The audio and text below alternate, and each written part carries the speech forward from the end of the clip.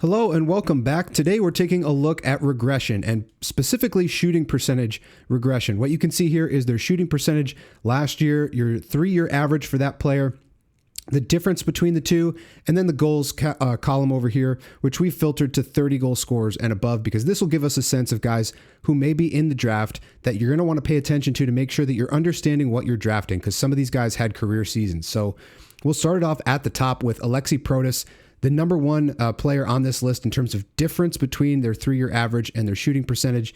8, 4, 5%, all of a sudden shoots 21%. 30 goals last year in 76 games. You would expect some regression there in Protas' file, but he is an up-and-coming player. You can see growth, massive growth in this particular season from 29 to 66 points. So that is an outlier. He is growing into a role with the Capitals, so I wouldn't expect major, I definitely expect regression off this point total, but he is still trending in the right direction. I would still think maybe 50 points in that range would be acceptable for Protas, maybe 20 to 25 goals. But this level is unsustainable, especially when he's not on power play 1, only 1 power play point last year, which is impressive that he did all of that 5-on-5.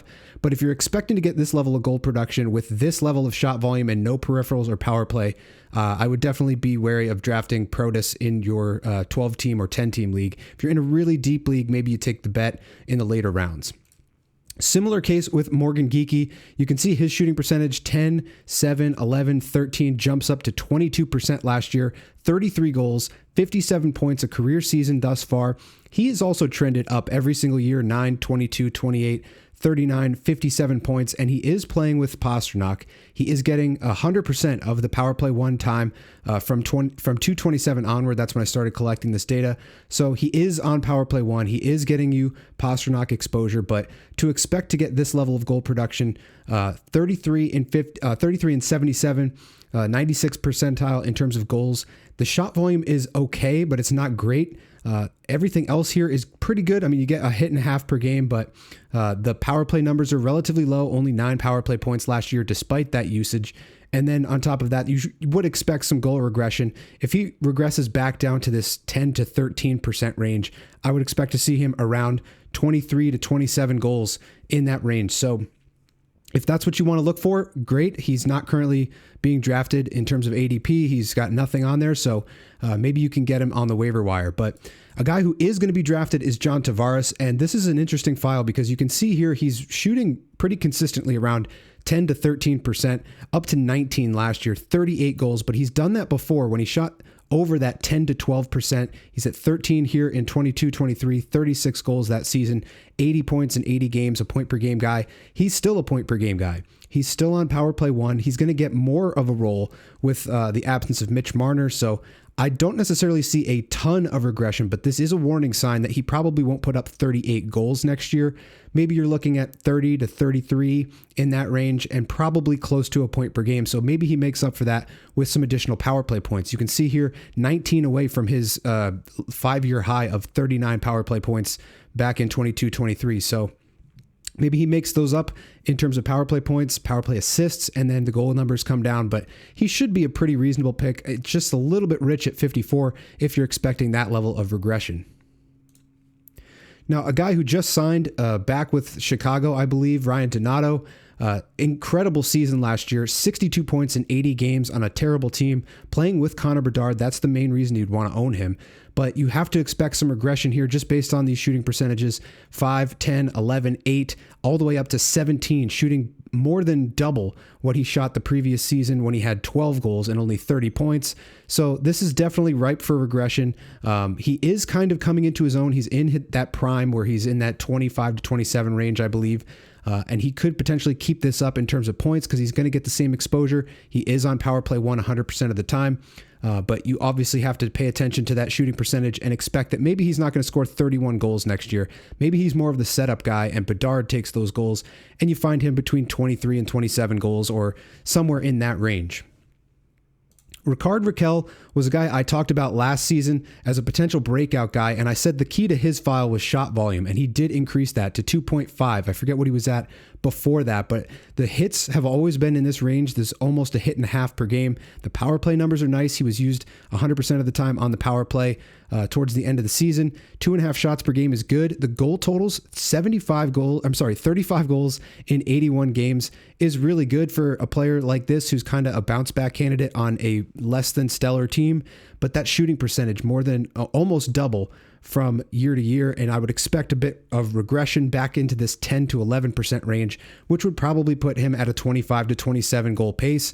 So keep that in mind. You are still getting Crosby exposure. So at ADP 168, that's probably reasonable for this because the regression is already baked in at that price. Alex Tuch is an interesting file because I don't necessarily see him as that much of a regression candidate. He's an excellent winger, and you saw in our category league video, he was featured many times on our championship teams because he's very good value. So at 145, I'm pretty fine with this level of risk, but you do expect him to be shooting in that 10 to 15% range. He was at 18.37% last year, 36 goals. He has hit that in the past. He was at 16% shooting. But if you see here, he went from 16 to 11.5. The goal totals dropped considerably from year to year. So if you get that same drop off and you pay a premium on him in ADP, that may not be the best option. This is a little bit interesting that he wasn't there 100% of the time, but he is usually featured on Power Play 1. You would just have to hope that Buffalo can improve their power play numbers. They used to be pretty good back in 22-23 when he had this career season, 20 power play points. That's going to drive a lot of his offense if they can get that power play working again. But just a word of caution at that shooting percentage and the probable drop off to maybe that 10 to 12% is what I would expect for Tuch. Fantilli, this is a data sample size issue type of thing where he's only got 2 years of data. So we're basing this off of the previous season, and he was well above that. So 31 goals up from 12, but he is coming into his own. I don't see him as a regression candidate. If anything, I see him as a value target with no ADP. I would definitely draft him in any kind of league format, just hope for upside. Columbus is a very strong offensive team, so not much has changed there, and I would expect him to be one of the offensive drivers on that team. I don't see this as regression. This is just a data anomaly where we just didn't have enough on him up until now. Tom Wilson, you kind of know what you're going to get in terms of peripherals, 2.88 hits per game. The shots are pretty good at 2 shots per game. The goal numbers, he's been up in this range before, not this high though. 24 goals back in 21-22, 33 this past season. That's the word of caution here. He can shoot at 15%, and he's done it 3 seasons out of the last 5, so he has that in him. I just think that 19.5% will probably regress down to 15, and maybe he goes from 33 goals to 25 or so, but you're still going to love the peripherals, so I would still draft him in this range, especially at 149 in a category league. That's definitely a good value. In terms of Nico Hischier, you're definitely expecting a little bit of regression, mainly because of the power play points, 29 power play points, and that's because Jack Hughes was out, so they funneled a lot of those pucks through Nico Hischier. He was dominant, and he's had a career year in goals, 35 goals in 75 games, 97th percentile, 98th percentile in power play points. Everything looks really good. His trajectory was looking good, had one dip and then back up a little bit. So I do think that he's trending in the right direction. He's got some excellent teammates. He's got guys like Timo Meier to play with, Jesper Bratt, Jack Hughes, all of which could be available on PP1. He is on PP1 100% of the time, so that's good to see as well. But this shooting percentage, if it drops just a little bit, maybe he goes from 35 goals to more of a 30 goal, 40, 45 assist kind of guy. You can see his 5-year high was 49 assists. So if he's making up for that in terms of assists, he should be around this point per game profile. I do think that this is a little bit rich in terms of ADP for a single position center who you used to be able to get a lot later, maybe 100 picks later. You used to be able to get Nico Hischier, and you can probably get a similar type of player that far down if you're expecting regression. Speaking of a little bit of a rich ADP price, Alex Ovechkin, we know the kind of season he had last year, breaking the record for goals, 1.12 point per game, 0.68 goals per game. That's a 55 goal pace over 82 games. 44 is what he actually put in the net in 65 games is incredible. He is above his shooting percentage. He's an obvious natural goal scorer, but he's usually between 12 and 14%, which is good because he shoots 3.65 shots per game. So you're getting a ton of volume and you're getting a ton of goals, and you should still expect goal totals from Ovechkin, but I wouldn't necessarily expect 44 or 55. I would expect more in that 35 to 40, maybe 45, but I would say 35 to 40 is probably what you're looking at for Ovechkin. And to get that at 36 ADP is fine. It's just a little bit rich given the fact that he's older. Last year, he was obviously chasing the record. Maybe he's a little bit less motivated this year. So I wouldn't necessarily pay this ADP price. I'd hope he drops a little bit and scoop him up maybe 10 to 15 spots later. Jake Guentzel is an interesting case because I don't necessarily see him as regression. He's kind of been trending upward for a couple of years now. He's had this 84-point season back in 21-22, dipped a little bit, but 73, 77, 80. The goal totals have been in this general range. He's hit 40 twice in the last 5 years. He is a goal scorer. The power play numbers look great because Tampa Bay's power play looks great. 99th percentile, half a goal per game. I definitely could see him backing this up, but it is worth noting that he is a little bit higher than his normal 15% average, or right around there. 14.17 is what it has listed. So that's including this 12% year where he still scored 30 goals. So you're looking at a floor of probably around 30 and a ceiling of probably around 45. But this is definitely a guy I would draft. Tomas Hertl, he's another guy who can shoot between 12 and 15%, 18% last year, 32 goals. He's been around there before. I would just expect something in the 20s, and anything over that is value for him. You're getting him for the exposure. Vegas should be an offensive wagon this year, close to a point per game, good goal totals, good shot numbers, 1.36 hits per game, a couple of blocks here and there.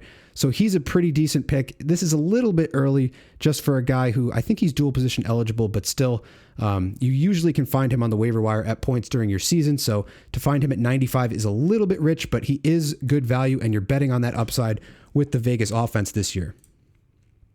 With Willie Nylander, the ADP is probably accurate. That's probably what you should pay. It's just worth noting that the shooting percentage was up to 17.7. He's usually 12 to 13%. So 45 goals. He's hit 40 in each of the last 2 seasons. So I don't necessarily expect a ton of regression, but it is worth noting that he was a little bit above half a goal per game last year. So maybe just a touch below that this year, but I love everything about this file. Power play numbers off the charts. Shot volume is really good at over 3 shots per game. Goal totals, assists, point per game. Everything you would want in this kind of ADP range. And I do believe he is center right wing eligible. So that is nice as well, getting that positional flexibility. Now in Dallas, Matt Duchene, point per game guy last year, 82 points, 82 games, played all 82, which is nice to see for an older player. 30 goals, 52 assists, excellent numbers there. 27 power play points. I don't know if I expect that again this year because they're probably going to have Mikko Rantanen on that power play. They've got a ton of guys to try to fit in on power play 1. So I would expect some power play regression. Here he is at 96th percentile last year. I would expect that to come down a bit. I don't expect 27 power play points. I would expect something in this 13 to 16 range. And then the shooting percentage, a little bit elevated. He has done that before and scored 43 goals. That was a couple seasons ago by now, but I definitely think that he's due for some regression. The goal total should be in this range, 22 to 25, but he is, even at his floor at this point, a 55 to 65 point guy. He hit 82 last year with elevated ice time. Sagan was out, and they had some guys shuffling around until they brought in Mikko Rantanen towards the end of the season. But this is definitely a guy who had a great year last year. He's maybe getting a little bit more respect in the ADP than he usually does. I would hope to maybe get him 20 picks after this. Just a selfish word of caution that I usually like to find guys that fall. And he has been available on the waiver wire, so keep that in mind as well. Tage Thompson is another interesting case. ADP 41 is probably accurate. He's had 44 goals last year, his career high 47 a couple seasons ago, and that's when that power play was working, 34 power play points.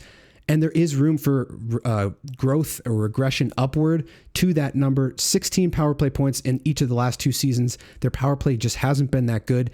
It is a good thing for Buffalo when their power play is working, and it's a good thing for Tage Thompson when he can score those power play goals, and you didn't necessarily get a ton of them last year. So 44 goals in 76 games is impressive, 99th percentile on a per game basis, excellent shot volume, and you could see some regression up in these power play numbers. So even though the shooting percentage is high, I do think he's probably able to keep this going. Maybe his percentage comes down, but the power play numbers go up a little bit, and he can kind of keep it in that 40 goal range for next season.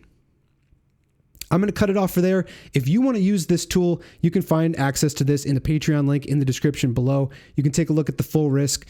the regression risk, the strong regression risk. There's a couple different bins here. You could look at adjusting these filters down to find a couple of other guys who are maybe due for some regression. There's a bunch of different tools on the channel, the Player Hub, the Goalie Hub, and coming soon we will have the Data Draft AI tool, so stay tuned. I'll be doing a video about that. But thank you guys for watching, and I'll see you in the next one.